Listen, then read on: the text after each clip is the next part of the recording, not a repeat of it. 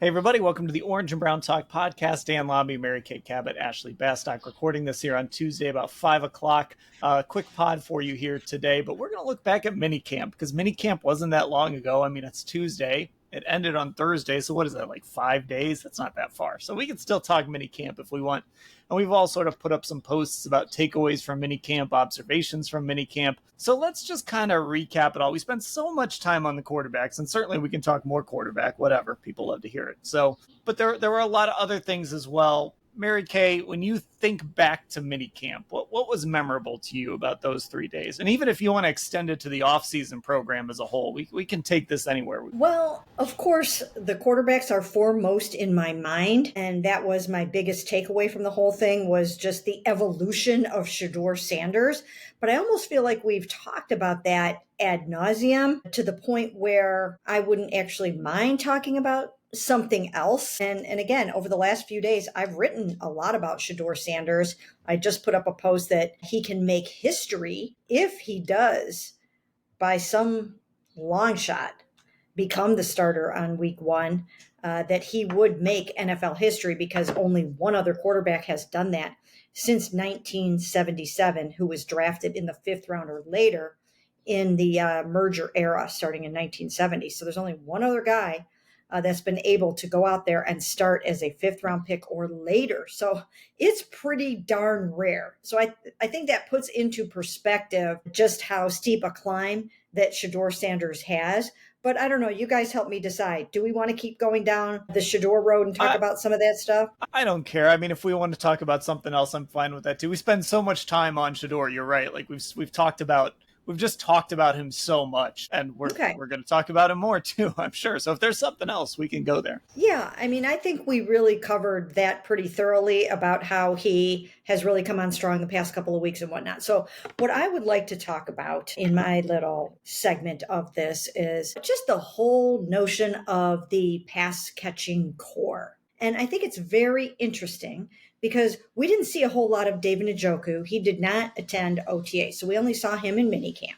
That gave Harold Fannin an opportunity to really go out and kind of put his stamp on this team and show what he's going to be all about this season. So I thought that was really good for him. I thought he did an amazing job and looked really good. And then I think it's important to note, when we talk about the receiving core, you have to put Harold Fannin in there, and you have to put David in there to a degree too, because those guys are going to get a ton of targets. And this is going to be the year of 2 tight ends and 3 tight ends. There might even be times when Sed can't get on the field because they're playing so many 2 tight ends and 3 tight end sets. So the actual wide receiving core is not necessarily as vitally important this year as it was last year when they were trying to run the spread and they were running 3 wides and 4 wides and all of those kinds of things. So this year it's going to be Jerry Jeudy. And then Sed, if he can stay healthy, will be your number 2. And then we'll have to see what happens with Deontay Johnson. Jamari Thrash had a really, really nice spring and got tons and tons of reps. But it's really not going to be the year of the wide receiver per se. It's going to be, I think, a little bit more so about the tight ends in terms of the pass catching after Jerry Jeudy. And to a certain extent, the running backs. I mean, Dylan Sampson is going to be very, very involved in the passing game this year. So I don't think that they are going to go out and try to acquire some other big name wide receiver. I don't think they're going to make some big trade for another one, which Andrew Berry has done in the past. I think they feel pretty well set there, especially if Deontay Johnson can keep his head in the game. Yeah, and I think we talked about this a little bit, I think, on the HMK pod when Deuce Staley talked about Dylan Sampson. He's doing a lot of work with Chad O'Shea, and I'm sure Quinshon Judkins is too. And we did see a lot of throwing to the backs in the spring when we were out there. So when I think about the Kevin Stefanski offense, right, we talk so much about the run game, but when I just think back to when it was at its best in 2020, 2021, Kevin loved to do weird things with big personnel. So it wasn't just send guys out there and run the ball. It was, we're going to be in 13, which is 1 running back, 3 tight ends, and we're going to go empty out of 13. And we're going to put our receiver in some funky spot where he ends up on a linebacker. Like, Kevin likes to use big personnel to hunt matchups. And when you have 2 guys, which obviously they believe they do, in Fannin and Njoku, who can also be effective pass catchers down the field, it makes it easier to hunt some of those matchups. So I think Mary Kay's onto something here, Ashley. I think this is going to be one of those years where, again, when I think back to 2020, 2021, and we're doing 53-man roster projections, we're not putting 5 or 6 receivers on the roster, focusing on tight ends, running backs. Maybe you've got 4 receivers and a guy on the practice squad, things like that. I think that's kind of barking up the right tree here. I know that you can bark up the wrong tree. Can you bark up the right tree? That's barking up the right tree here when we're talking about these guys. Palenka barks up every tree. There you so go. I assume some of those are right and some of those are wrong. But yeah, I mean, I think it's like, to me, very obviously how this roster is built and how this offseason went for them. They didn't go out and have a huge receiver acquisition, right? Like, yes, they're taking a chance on Deontay Johnson and they bring DeAndre Carter in, who's obviously more of a returner. But,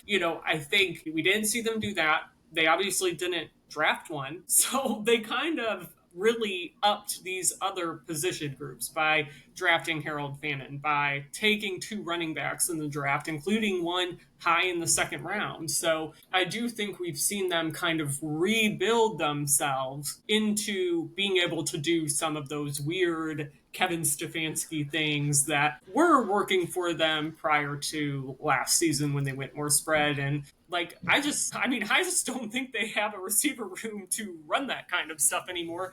And I don't think it worked. So I don't blame them for wanting to go back. But, I'm sure you guys have gotten this question a lot too about what pass catchers stood out during the spring. And I've been telling people Jamari Thrash and Harold Fannin outside of Judy, because everyone knows Jerry Judy is going to be good. I think both those guys got a ton of reps. I think the way things are trending, they seem in line to have roles in this offense, and especially Harold Fannin, I think a fairly big role. Yeah, it was encouraging to see Thrash have a really nice spring. Obviously, we've seen guys have good springs and maybe it doesn't translate, but it's got to start somewhere. So it was nice to see that. You are going to have to, at some point, put 3 wide receivers out there, even put 4 wide receivers out there. Although, again, thinking back to 2020, there was a time, and I remember I wrote about this, where Kevin almost never used, maybe it was either 4 wides or a 5 wide set. We were way into the season and he had never even put 4 receivers on the field. So Mary Kay, he will go all in on this idea of make the run look like a pass and make the pass look like a run. And he loves to make the pass look like a run. He thrives, I think, with those bigger bodies. And again, sort of that basketball term, just sort of hunting matchups with those big bodies. Yeah, and you know what? It's what he's so comfortable with and what he knows and what he excels at. And he lights up when he gets to run this kind of an offense. This is what he learned all of those years in Minnesota. This is what he learned under Brad Childress and then honed under Gary Kubiak. It's the Shanahan way of doing things. Mike Shanahan, Gary Kubiak. And Kevin absolutely loves to go down this road. And I think you're really going to see him just get excited about going back to all of those things. He was probably a little bit of a fish out of water last year with what they were trying to do. And then they didn't really quite exactly know how to fix it. And now he's going to be back in his element, and he's going to have guys that should be able to run it really well. He knows Joe Flacco can run it. He suspects that Kenny Pickett can run it. I think they believe that Shador and Dillon can too. So yeah, they're going to have a lot of fun with those tight ends. And I think Harold has really stepped up. And I think it was a blessing that David really wasn't around, because Harold had to put on his big boy pants and just go out there and take every single rep and be ready to go. And I think in the long run, it will really help it. All right, Ashley, you emptied your notebook the other day. What stood out to you from minicamp? Yeah, this was one of the points in my notebook. And Dan, it was actually something you and I were talking about at the last minicamp practice. I don't know if you remember, but we started having a mini debate about this. And I think ultimately the answer to it doesn't necessarily matter, because both these guys seem to be in line to play a lot. But it's, who would you give the edge, pun intended, to in this battle for the starting second edge rusher spot? I think there's 2 main guys. I think it's Alex Wright or Isaiah McGuire. And we actually had different answers on who we thought has the edge going into training camp. So I think it's an interesting debate here to have. We did have different answers, and I said Isaiah McGuire. I think You I said said to you, obviously yeah. said the other. You thought I was Yeah. you and I forget who was standing with us. You guys looked at me like I was Yeah. crazy when I said that. Well, it was just funny because I'm like, yeah, I think it's pretty obvious where things stand. And you said, yeah, like it's going to be Isaiah McGuire. And I'm like, is it? Because that's not the vibe I'm getting. But like, I would guess Alex right. But at the end of the day, like, I think both those guys are going to play. Why I think it's going to be Alex Wright. And, I took one day of minicamp and just watched the D line. And Alex was with the first team the whole time.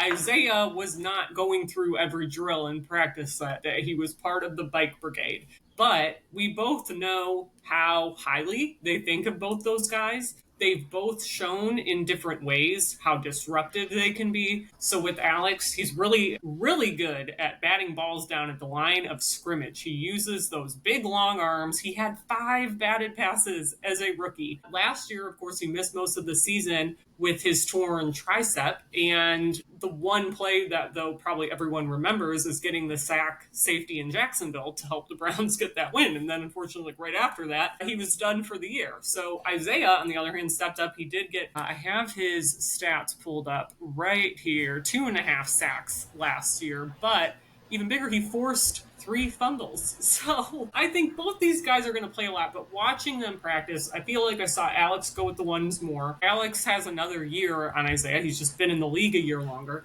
And I had a chance to talk to him one of the days of minicamp, and he has totally transformed his body. Like, I think it's probably what the Browns have been waiting for, knowing when they drafted him in the 3rd round in 2022, they were getting a guy from UAB. Obviously not one of the bigger schools. And I feel like he's coming into his own. He's put on like 10 pounds of muscle. You've heard multiple guys this spring talk about that, working with this revamped nutrition and training staff. But I think this is a sneaky, underrated position battle, even though I do still stand by. Both these guys are going to play. Jim Schwartz likes to play like 9 linemen. So they're both going to play, but I think Alex is going to be the first. Yeah, it feels like they're going to attack that second edge rush job by committee with him, Isaiah, Joe Tryon. Obo is still around. There's some bodies they're going to throw at that position. But listen, batted passes, it just means you didn't get to the quarterback. That's what a batted pass is. Great, 5 batted passes. Well, that's 5 times you didn't get to the quarterback, Alex. Come on.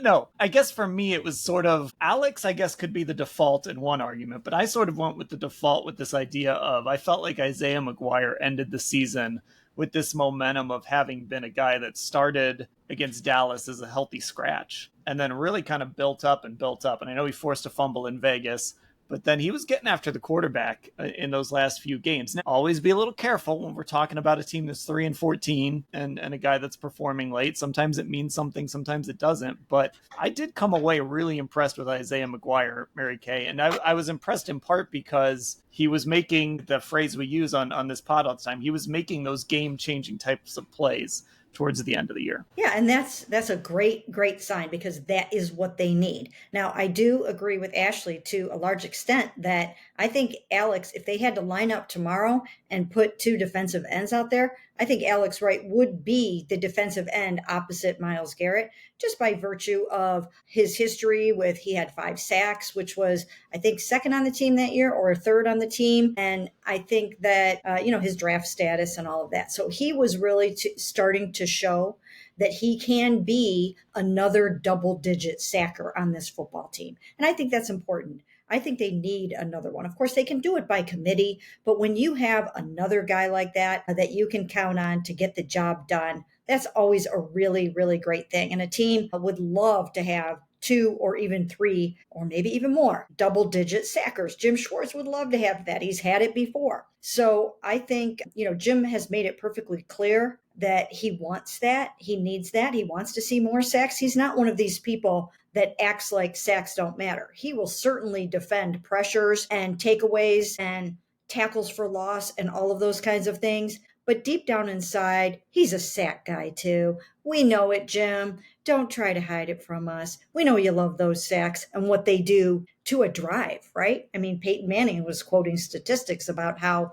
when you sack the quarterback on a drive, you only end up with a touchdown about 7% of the time or something like that. I'm not sure if that's one of those Jim Schwartz statistics that we have to fact check him on. Well, I'm giving Jim a hard time right now. Sorry about that, Yeah, Jim. but in your defense, Jim has even admitted that he just makes up stats sometimes. Like, I forget what was the stat last year that he made up, and I think we all talked Something about about teams starting like 0-2, Yeah. making the playoffs or something, or 1-2. Like, it was something with their record, and we're like, that doesn't make any sense. And somebody fact checked him on it in his next presser, and he's like, "Oh, you guys figured it out, or you guys caught me, or something." Like, yeah, it was. Yeah. So Jim has admitted to this. Yeah, he has never let an accurate stat get in the way of a really good story or a point that he wants to make, and he has a lot of fun with that. But nevertheless, Alex Wright has shown that he can be a double-digit sacker, and anytime you can do that, you are going to get more playing time. So I do envision him getting plenty of playing time. But as you mentioned, Dan, Isaiah McGuire has also shown that big play ability. So that would be a dynamite combo if those two guys can be out there making those big negative plays for football teams. That's what the Cleveland Browns want and need. They need turnovers. They need takeaways. They need plays behind the line of scrimmage. They need to pop as a defense this year. They really need to not rest on their laurels that they were the number one defense a couple of years ago. No, it's time to show up and show out this year as a dominant defense that strikes fear into the hearts of a quarterback, of an offense, of a running back, of a wide receiver. And it goes along with that toughness mantra. If you get near one of our defensive backs, we're going to take that ball away from you. Or if we're tackling you, we're going to punch that thing out of there. So they need to establish that early on. And I think we've already heard some of that coming from these guys. So I think that, you're going to see a lot more emphasis on the big play ability. So I'm going to sort of piggyback off this a little bit, because this is one of the competitions that I'm really excited about. And I've been saying this, like, I really want to see this team have some real competitions in spots. Even push DeJuan Jones just a little bit, right? Maybe you want him to win that job, but even push him a little bit at left tackle, and push Isaiah McGuire and Alex Wright and Ced Tillman and all these young guys, really make them earn it. And I just think coming away from that mini camp, it reinforced what we've been hearing from Kevin Stefanski all offseason, is that I think we are going to see that camp that he's promising. I don't know that it's going to be an Andy Reid style, just grinder of a camp that, I mean, he just has some of the toughest camps you'll ever find. But like, this is going to be a much more difficult camp. And just thinking back to minicamp, Ashley, they can't hit, they can't tackle. They're very limited in what they can do. They're not in pads.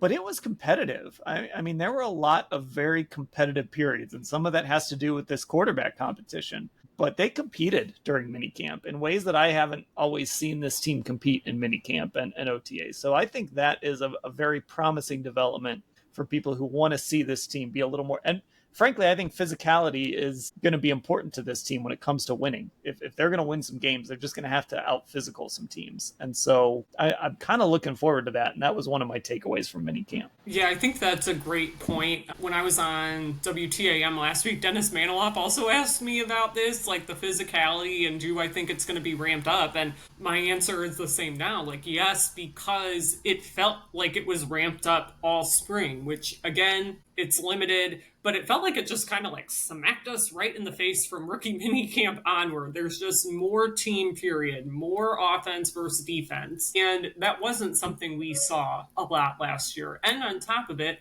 last year during training camp, so many guys were injured, and I think they were being cautious. And that's just what they tend to do. And look at what they've done to revamp the nutrition and training staff ahead of this season. So I'm sure they're thinking, well, hopefully we have less of that this year, and we're going to be competing. And I do think the quarterback competition is a huge part of that, right? They've been too spotting. They need more guys catching the ball. There's more chances for different people to make plays. And by nature, I think that just makes it more competitive, right? Like, even if you're a receiver low on the depth chart, or somebody who's not going to make the roster, like I'm thinking about Gage Larvadane, who I don't know that we would have talked about Gage at all this spring, but he came up repeatedly because he was always there when Shedeur Sanders needed a buddy.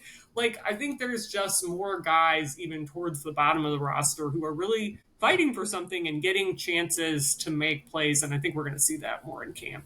And Mary Kay, this is, again, I know we've talked about this on the pod before, but just this idea of like early in the season, like in the modern NFL, September is sort of a strange month. Some teams are still kind of coming out of the summer, and, your goal is always to peak kind of after Thanksgiving. So you're sort of building towards that. And sometimes you can catch good teams in September if they just aren't ready for a physical matchup or whatever it is. You can catch some really good teams in September and maybe win some games you can't. And I think for this Browns team, like week 1 against Cincinnati, can they come out and punch that team in the mouth? A team that has been, they still haven't signed Trey Hendricks into a long-term deal. They're in a state, it's been this offseason of discontent for them, and they're slow starting anyway. So can you steal a win there? Can you steal a win against, Baltimore's always going to be a tough physical team, but can you steal a win against a Green Bay or someone like that? If you're just the more physical football team, and a tough training camp is going to help make them the more physical football team. Well, it certainly cannot hurt. It absolutely cannot hurt. And they needed to change this up. We heard this from Bubba Ventrone. We saw it from Mike Vrabel, that they needed to, as I said before, they needed to put on their big boy pants and really be able to punch someone in the mouth. And I think that they will be mentally tougher this year. They'll be physically tougher this year. And I think it will serve them well if they come out with that intensity early on. I mean, they're going to have to bring it, because if you have deficiencies in certain areas of your football team, you can way make up for that with how hard you play and with your intensity and how tough and how physical you are, how much energy you have left for the fourth quarter. And if you keep rotating guys through the way we know Jim Schwartz is going to, then you're going to keep some of those guys really fresh for the fourth quarter, like Myles and some of those other guys on the defensive line. So I do think there is something to this whole toughness thing. And it sort of flew under the radar that they just completely overhauled their health and performance staff. It was sort of like this release that we got. It was like, oh, wait a minute.